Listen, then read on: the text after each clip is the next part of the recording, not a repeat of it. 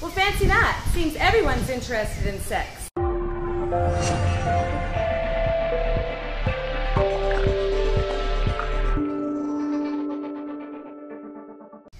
doing this video as a response to L.D.M. He was the only one that left an interesting comment on my video and a couple of videos for me to watch. So I want to respond to that. So this is what he said. None of your arguments are based on logic, facts, or hard science. So if I haven't shown any logic, hard science, and fact, where's yours? You need to name it. Why don't you bring some? I have some shocking news for you. I'm not shocked. Are you shocked that I'm not shocked? Or did this information shock you? I have news for you. Poor brown young women can make rational decisions and can consent to selling sex for money. So I'm not sure where the skin color comes into play. I guess Laura mentioned it, so I'm going to address that later. Yes, women can make rational decisions about their own consent. Even more shocking, they don't want to be rescued by middle-aged, upper-class white Western women and rehabilitated into real jobs. They require long hours and 10 times less pay. Those jobs were always an option for them. Yes, very low-paying jobs and long hours is always an option for them. You are, as feminist Laura Augustine puts it, denying these young women of consent. I am, as Laura Augustine puts it, denying women of consent. Please tell me how I've done that. I haven't denied anybody of consent. You also fail to mention the earning potential of the men in the same social economic class. Not nearly as high. Certainly they could enter into hazardous jobs, the death profession, that cause deaths of 99% of whom are men. Yes, men do have very hazardous jobs. You also failed to discuss the male and transgender sex workers who sell sex to men. Yes, I failed to mention men. I also failed to mention transgender people who are prostitutes. I would just put them all under the same category of prostitution. I'm not sure why that would be different if you're addressing the problem of prostitution. And some women are under the sugar-coated euphemism of romance. Ooh, romance. Yes, many girls love the idea of romance. Like Cinderella, a poor young girl getting swept off her feet by some wealthy man who can show her things that she's never seen before. If these women are victims, as you imply, I never implied these women are victims. Don't you want to rescue the male and transgender workers also? I don't want to rescue them, and if you'd like to talk about transgender workers or male sex workers, we can talk about that. I just don't see that it's all that different when it comes to transgender workers, other than it's a very long process to get into your drag, and you probably find a lot of society not embracing you. So those would be problems that would be separate, but we're talking about prostitution as a whole. Or are males disposable? So Laura Augustine is a feminist that's had lots of experience. She has experience in Europe, Central America, and the Caribbean for the past 20 years doing odd jobs helping AIDS prevention, primarily. When she was in the Dominican Republic in 1994, the whole idea crystallized for her when missionaries and helpers from the US and Europe were coming to preach to these young girls they shouldn't be selling their body for money. She talks a lot about poor black people and how they know their own mind, and preaching to these women that they shouldn't sell their body for money. She was struck and appalled by this idea that these women had no consent about whether they wanted to sell sex or not. So she went back to school and got a master's degree in feminism and sex traffic working. So she went back to school and got her master's degree in feminine studies. She devoted her life to sex work in the framework of immigration.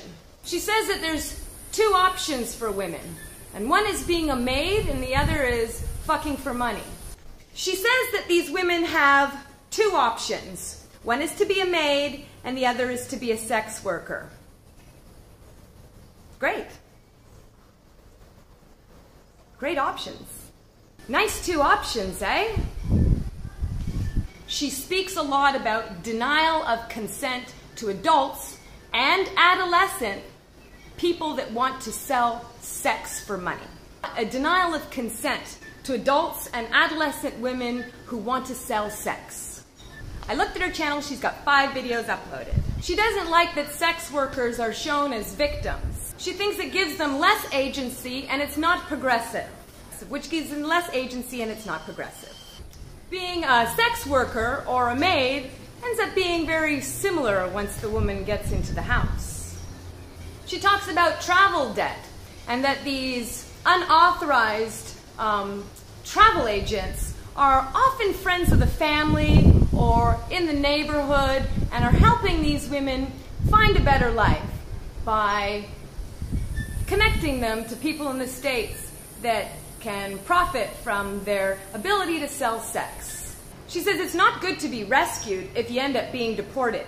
She thinks that the sex debt for traffickers is much like having a mortgage. She thinks these women have left horrible homes and for good reason.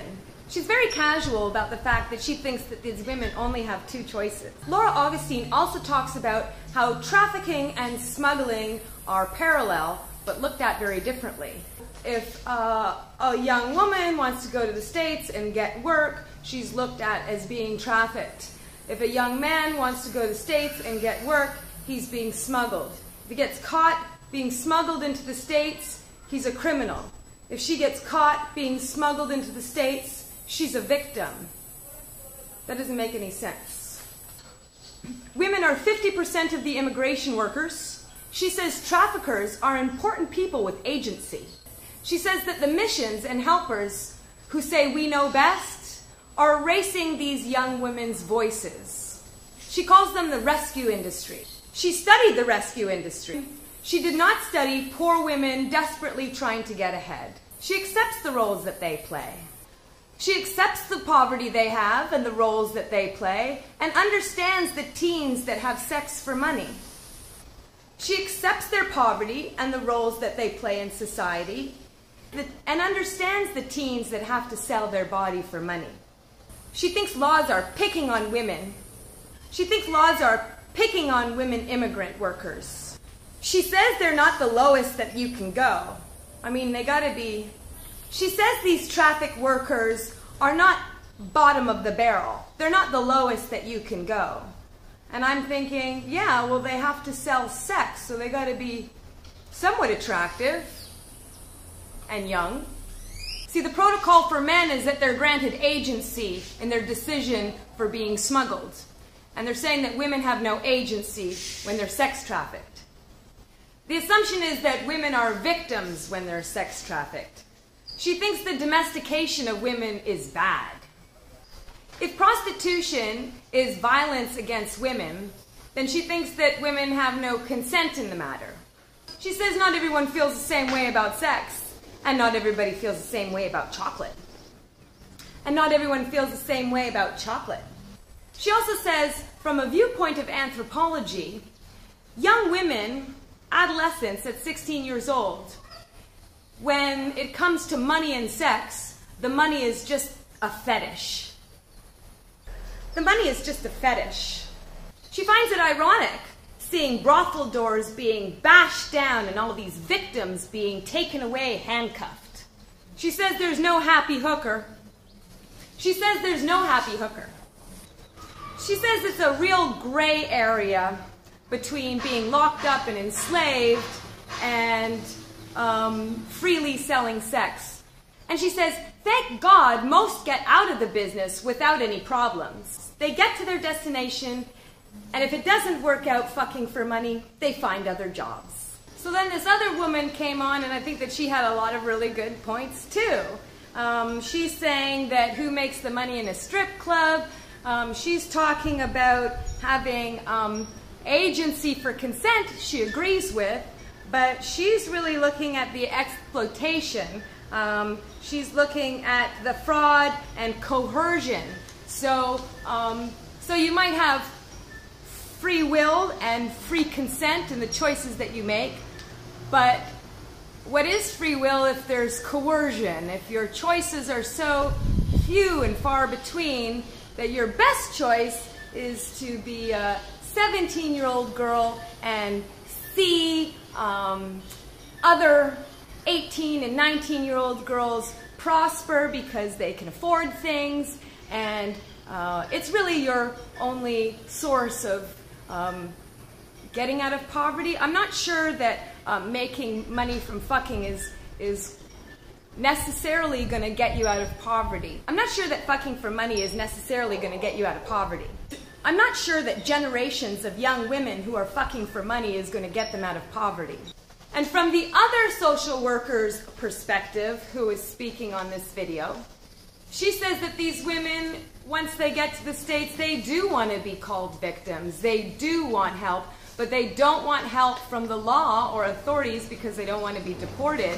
But they find themselves in horrible situations and very difficult to get out of that line of work.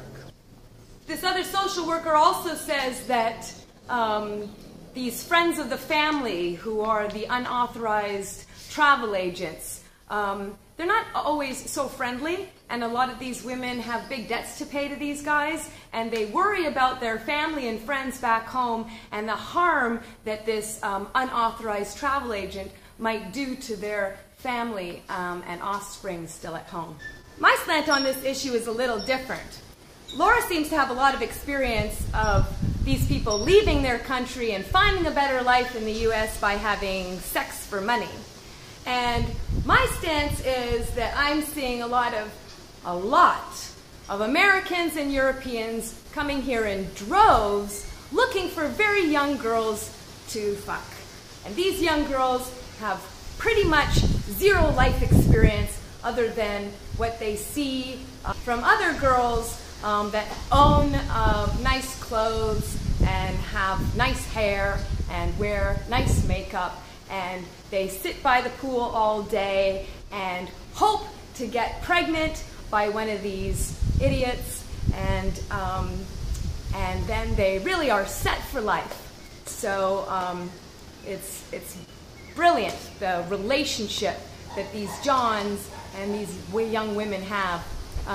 It kind of makes me think we could just have a country full of little hookers. It's kind of like China, where they have a whole town, and if you live in that town, pretty much your free will and the best decision that you can make for yourself is to make zippers. So everyone in that town makes zippers. That's the world mecca for zippers. You might as well come to a country like this and make a whole generations of young women. The best that they can do for themselves is to get fake boobs, put on lots of makeup, and fuck ugly American men to get themselves out of poverty.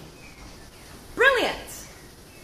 And then this L.D.M. sent me another video more recently. This was an interesting video because it had to do with a woman that went to Jamaica when she was in her early 20s, and she met a beach boy, and he couldn't afford to do the things that she liked to do, so she paid for him, and she had a little romance, and she had some sex with him.